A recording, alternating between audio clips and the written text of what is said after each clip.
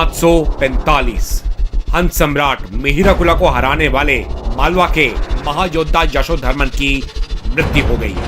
इसके पश्चात भारत क्षेत्र में एक बार फिर वर्चस्व की लड़ाई शुरू हो गई और 579 तक भारत में अब 4 मुख्य ताकतों का दबदबा बन गया। उत्तर में वर्धनों की ताकत बुलंदी में थी। उन्हों से लगातार लड़ाई लड़ते लड़ते वर्धन उर्फ पुष्यभूति सेना अब बेहद शक्तिशाली बन चुकी थी। पश्चिम में मालवा क्षेत्र को अपने अधीन लेते गुप्त साम्राज्य के कभी उपराजा रहे मैत्रेकों ने अपना दबदबा बना लिया था। दक्षिण में चालुक्यों ने उभरना शुरू कर दिया था और उत्तर पूर्व और कालिंग में मौखरियों ने अपना वर्चस्व फैला दिया था। इन 4 ताकतों में सबसे ज्यादा घातक सेना मौखरियों की थी, जिन्होंने कन्नौज से शुरू होते मगध, कालिंग और बंगाल के कई हिस्सों पे कब्जा कर रखा था। गौड़ आधुनिक बंगाल में लगातार आक्रमण की वजह से मौखरियों और गौड़ के बीच दुश्मनी बन गई थी।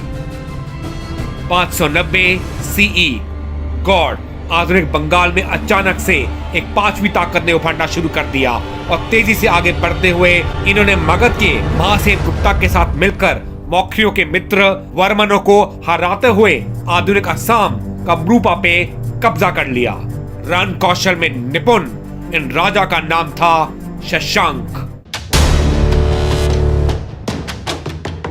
600 सीई मौखरी राजा ग्रहवर्मन ने वर्धन सम्राट प्रभाकर वर्धन की बेटी राज्यश्री से शादी कर ली और दोनों पारिवारिक गठबंधन में बन गए। ये देखते हुए शशांक ने मालवा के राजा देवगुप्त से संधि कर अपनी ताकत और बढ़ा ली। 603 सीई वर्धनों पे एक बार फिर श्वेतहनों ने आक्रमण कर दिया और प्रभाकर वर्धन को अपनी पश्चिमी सीमा पे जाना पड़ा। इसका फायदा उठाते हुए शशांक ने कालिंग, मगध और आधुनिक उत्तर प्रदेश के कई हिस्से मौखरी राजा ग्रहवर्मन से छीन लिए। 605 सीई थानेसर में प्रभाकर वर्धन की मृत्यु हो गई और उनके बेटे राज्यवर्धन को नया सम्राट बना दिया गया।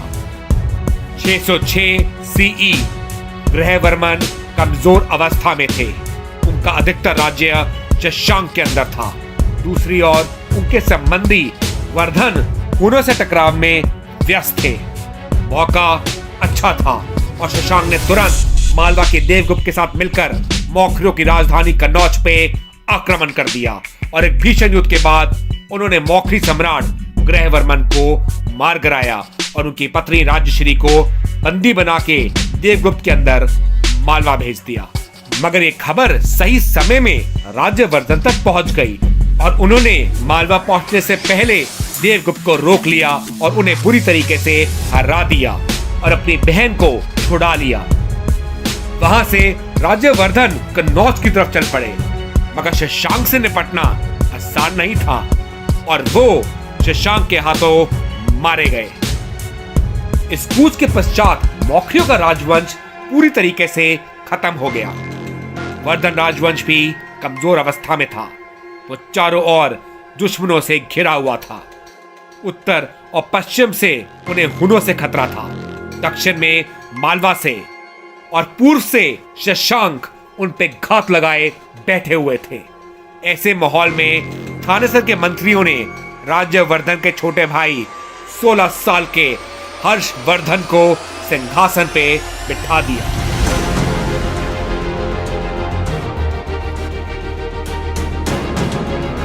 हर्षवर्धन छोटी आयु होने के बावजूद भी दिमाग से बेहद परिपक्व थे।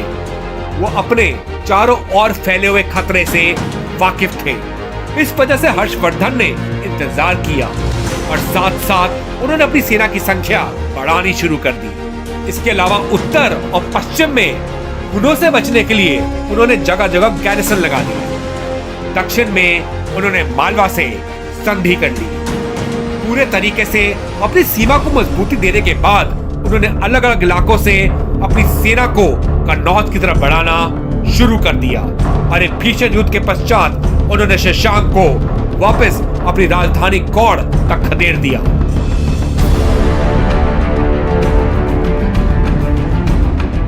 कन्नौज में हर्षवर्धन की जीत हुई, मगर शशांक को गौड़ में हराना आसान नहीं था। गौड़ के पीछे समुद्र था, जिसकी मदद से उनके आपूर्ति रास्ते खुले हुए थे और वो लंबे समय तक युद्ध कर सकते थे। इसके अलावा गौड़ की दीवारें मजबूत थी और उसे तोड़ने का मतलब था लंबे समय तक युद्ध को खींचना। इस वजह से हर्षवर्धन ने गौड़ पे हमला नहीं किया, बल्कि वो उसे बाईपास करते हुए आधुनिक असम पहुंच गए और वहां के असली राजा भास्कर वर्मन को उन्होंने वापस सिंहासन पे बिठा दिया और उन्हें उत्तर पूर्व से शशांक पे ब्लॉकेड लगाने को कहा। शशांक को इसकी उम्मीद नहीं थी। वो गौड़ में हर्षवर्धन के इंतजार में रक्षा खटन लगाए बैठे थे और अब भास्कर वर्मन के आगे बढ़ने पे उन्हें उत्तर पूर्व से हमले की उम्मीद थी। मगर हर्षवर्धन एक बार फिर रणनीति का इस्तेमाल करते हुए बंगाल को बाईपास करते हुए घूमते हुए मगध और कलिंग तक पहुंच गए और उन्हें जीत उन्होंने शशांक को चारों ओर से घेर लिया। इसके साथ साथ उन्होंने कलिंग से नेवल ब्लॉकेड लगा के शशांक को बीच में फंसा दिया और उनके सारे आपूर्ति रास्ते बंद कर दिए। 619 से 620 सीई शशांक लड़ते लड़ते बीमार पड़ गए और उनकी मृत्यु हो गई, जिसके पश्चात हर्षवर्धन ने बंगाल को अपने अधीन ले लिया। इस जीत के बाद आधुनिक बिहार, ओडिशा, बंगाल और असम के सभी क्षेत्र प्रत्यक्ष या प्रकोष्ठ रूप से हर्षवर्धन के अंदर आ गए। आधुनिक दिल्ली, हरियाणा, पंजाब और उत्तर प्रदेश तो पहले से ही उनके अधीन थे। पूर्व में अपने राज्य को फैलाने के बाद हर्षवर्धन ने आधुनिक गुजरात और सिंध में आक्रमण कर इन सभी क्षेत्रों में जीत हासिल कर ली और वहां के राजाओं को अपने आप को सम्राट मानने में मजबूर कर दिया। उत्तर में कश्मीर और नेपाल के राजाओं ने भी बिना किसी जंग के हर्षवर्धन को सम्राट मान लिया। दक्कन में नर्मदा नदी तक सभी इलाकों में हर्षवर्धन ने जीत हासिल कर ली। उसके आगे हर्षवर्धन बढ़े, मगर चालुक्य सम्राट पुलकेशिन की सेना को हराने में वो नाकाम रहे। इसके विपरीत पुलकेशिन भी हर्षवर्धन की सीमा में घुसने में असफल रहे। आखिर में हर्षवर्धन और पुलकेशिन ने संधि कर ली और नर्मदा नदी को अपने साम्राज्य की सीमा बना ली। आक्रमण और संधि दोनों की मदद से डिप्लोमेसी का इस्तेमाल करते हुए हर्षवर्धन पूरे उत्तर, पूर्व और पश्चिम भारत के सम्राट बन गए। उनका साम्राज्य हर महान सम्राट की तरह शांति और समृद्धि से भर गया और उनकी नई राजधानी कन्नौज एक सर्वदेशी जातवाद का केंद्र बन गई, जहां दूर दूर से विद्वानों ने, कलाकारों ने और धार्मिक गुरुओं ने आना शुरू कर दिया। हर्षवर्धन के 40 वर्षों तक राज करने के पश्चात मृत्यु हो गई। उनका कोई उत्तराधिकारी ना होने की वजह से उनके एक उपराजा ने अरुणस्वा ने अपने आप को सम्राट घोषित कर लिया, मगर ज्यादा प्रभावशाली ना होने की वजह से वर्धन साम्राज्य के सभी उपराजाओं ने अलग अलग होना शुरू कर दिया, जिसका फायदा उठाते हुए अरबी योद्धा खलीफत के अंदर भारतवर्ष की सीमा में दस्तक देने लगे।